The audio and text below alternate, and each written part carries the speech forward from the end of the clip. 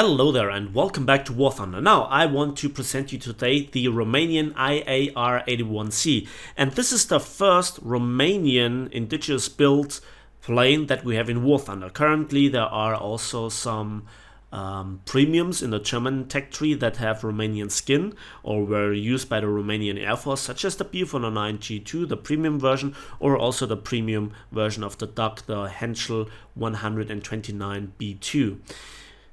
This thing though is really cool. I really like it. It has a low battle rating and it looks like you can squeeze it into a higher battle rating, but that is where you have to look at the end of the spectrums of the plane's performance, where you then come across certain issues. However, I think overall, when you sum it all up, the pros and cons, I think it's a very nice plane and I highly recommend it. But it's also a standalone factor because this is actually built into the Italian tech tree, and it makes a bit of sense because it brings a bit of flavor to the Italians, which are already spicy enough, to be honest. But it kind of is like a gap filler. The Italian planes have very limited cast potential in tank RB, while this plane, you might see it, not just does only have machine guns and machine cannons, but also has as the maximum loadout here the Werfergranaten 21, so very big rockets, highly effective, and also a 250 kilogram bomb. So I think without further ado, I want to present you a few scenes from RRB with an ace match at the end, where you can see how the plane actually performs. And while I show you that, I want to talk about the plane in greater detail. Now the first scene is actually the interesting part of my very first battle, and it was unusual because the Allies really crushed the German team because they climbed. So that was my very first battle. I had no idea how the plane performs, but it, became very soon very clear that the armament of the plane, consisting of two MG151-20s with quite a bit of ammunition, they can do their job. And the plane is also quite maneuverable. It's not really a brick in the air. It's rather the weak engine that causes some problems. But in close quarters, it does the job, and just look at how I can work over this bow fighter. And if I would have my lead down correctly, well, then this happened. So that's already my second kill, and I want to help out my few remaining teammates. It is a bit of a problem to get into position with this plane, but you can deal overall with more situations than your average plane. You have the firepower for a head-on, you have enough ammunition, you can turn. But to work with your teammates, of course, is still the way to go. But in this case, I was really pressured. The enemy team, the entirety of the remaining enemy team was going for me. And of course, with the last hit, I receive a lot of damage that really hinders my controllability. If the A36 goes into a head-on and I avoid him, the Bf-109 rams me. I go into a flat spin, the Bf-109 get crushed, and I get also the kill here on the A36 for 4 kills and a ram kill, so practically an ace. So now we are of course on Norway, and now we can talk in depth what the plane is all about.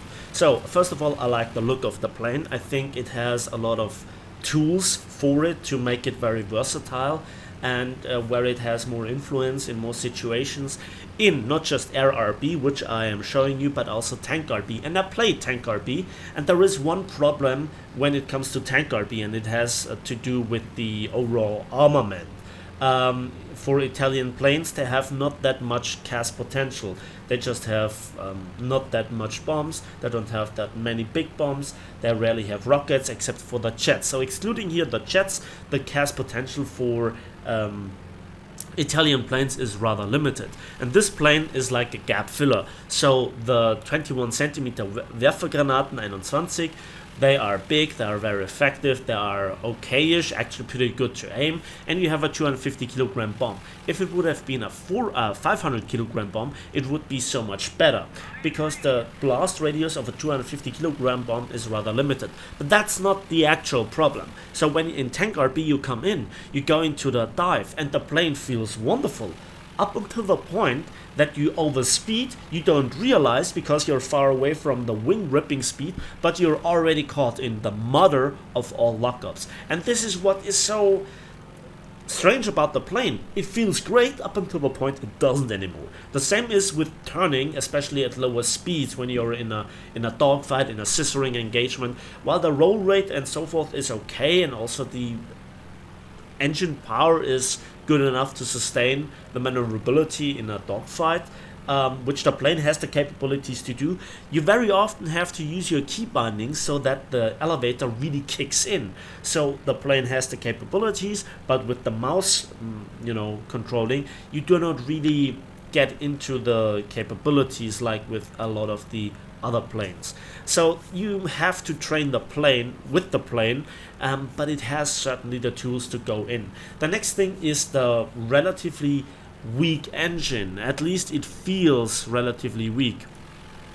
We have the IAR-81C 14-cylinder radial engine, and that also has a takeoff power of 960 horsepower and a maximum power of 880 horsepower.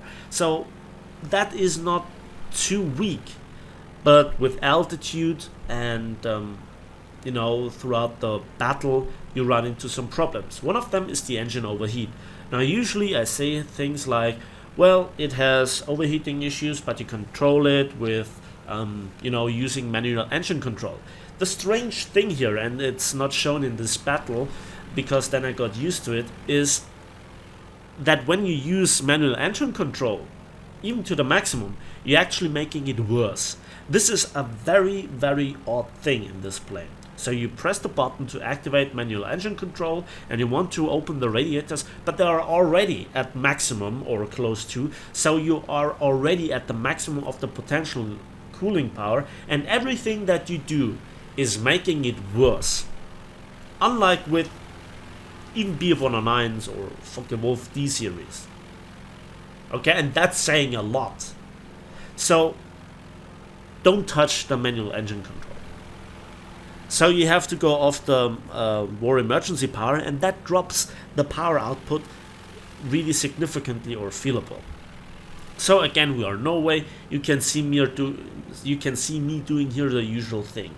So what about the actual armament? The two 20mm MG151-20s with 350 rounds between them, and also the two FN Browning machine guns in the caliber of 7.92mm with a German ammunition belt with 1400 rounds. Well, it's very effective. In this patch, German 20mm, especially the MG151 with the Minengeschosse or mine shells, they are highly effective. You are very dangerous, and with the maneuverability, you actually can get the guns on target relatively easily if you are in a favorable position. So the plane is actually not that bad in a horizontal turn fight, but not that great in a vertical once it loses the speed. So keep that in mind.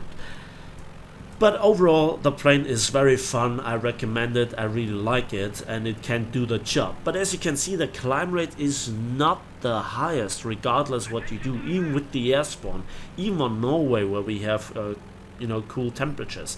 Now the engine overheat is not drastic, but once it happens, you have to go off the war emergency power. Let's see what we can do. One spark, and then with a full burst, we actually get here the Potes. So that's our first kill.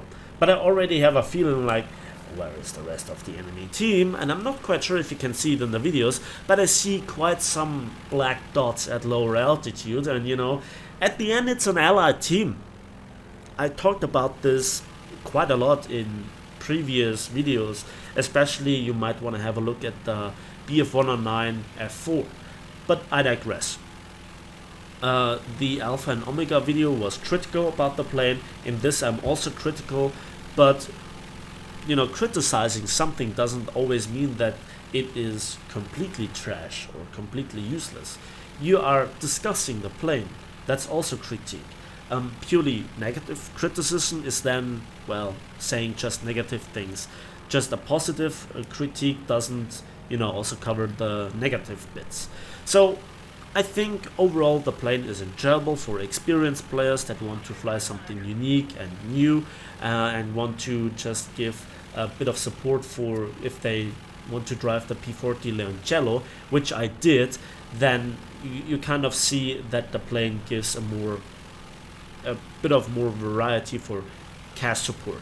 So you can strafe a lot of the tanks without armor, and you can shoot down enemy planes in a low altitude fight where you catch them by surprise, and also then drop a bomb or a pair of rockets on some harder targets that are very dangerous to your team. So the plane has a lot of tools, but here you can see how I descend. I need to do the long circles, and already we are in a bit of a lockup, but it's still controllable, and I need to do a lot of maneuvers up until the point that I lose enough speed. I think the plane can go 600, 650, probably 700 kilometers an hour, but above 550 you are in a very drastic lockup. Already I have selected here my target. I'm not quite sure if you can see it. I can see it even without the marker, and there is now the Hurricane, and there he goes in a beautiful bright ball of fire. This is how I like my British planes. Then we can see that we already have the controllability to go overhead and killing this F2H, and now F2A, sorry about this. And now we go into the vertical, and already we can see that we dropped quite a lot of speed in this maneuver, but we can also regain it. And I think the maneuverability in a furball is, well, it's there, make no mistake. But at some points it feels strangely sluggish, but that's I think something that you can train. To really know how the plane reacts is something that you have to train with every plane, I guess. But in particular with this, in certain situations it randomly surprises you. Not really game breaking, and I myself have flown enough German planes that I know the basics how to get out of those situations, or how to hack in with the key bindings to make the rudder lockup go away, and then it wiggles not around crazy like some of the German planes in previous patches. It seems like Gaijin has really done a little bit about it. I've flown the Focke-Wulf D series. The Russian D9 really surprised me a lot. Then the next day it was not so good anymore. Then the next day it was kind of a mixture. I'm not quite sure what Gaijin is fiddling around with them, but I will have a look at them again, because there are so many planes in the game that I think a lot of the nations have access to German planes. The Russian D9, the American premium Bf-109 F4 and A8, frankly also the French with their captured NC900, I think, which is practically a Focke-Wulf A8 again. So I think it is kind of interesting to see how Gaijin has addressed them. But again, it feels at times like a Bf-109 E-series, F-series mixture with a weak engine.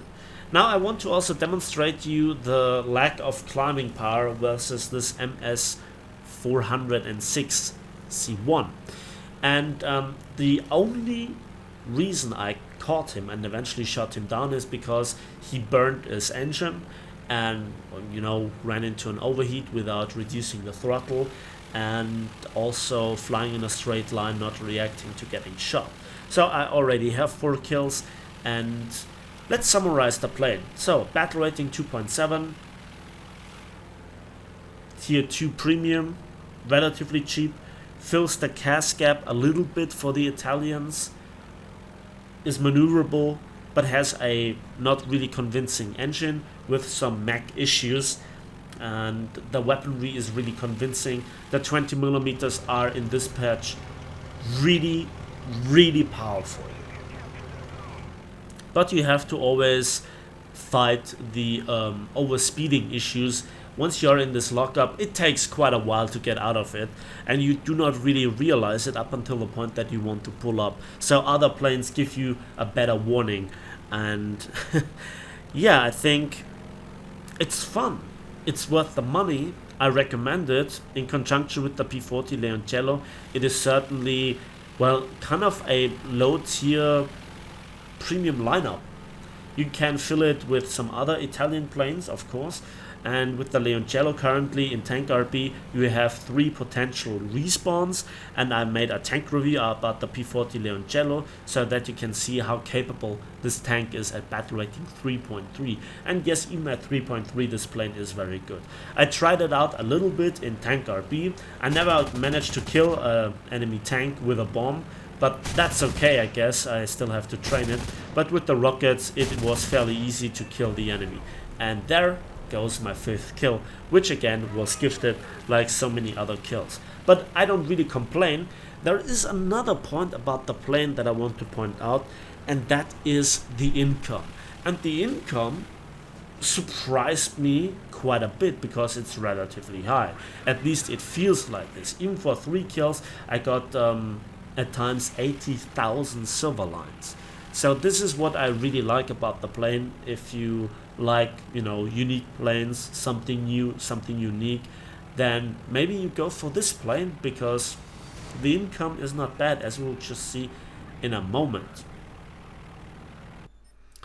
So I think this is a plane that gets a thumbs up from me. I like it. It has some issues of which you have to be aware, but the results are stunning.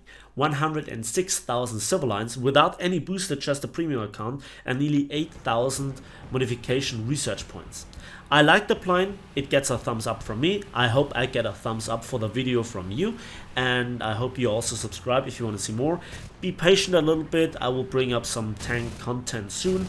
And having said that, thanks for watching, thanks for listening. Again, give this video a like if you did, subscribe if you want to see more, and we'll see each other in the skies.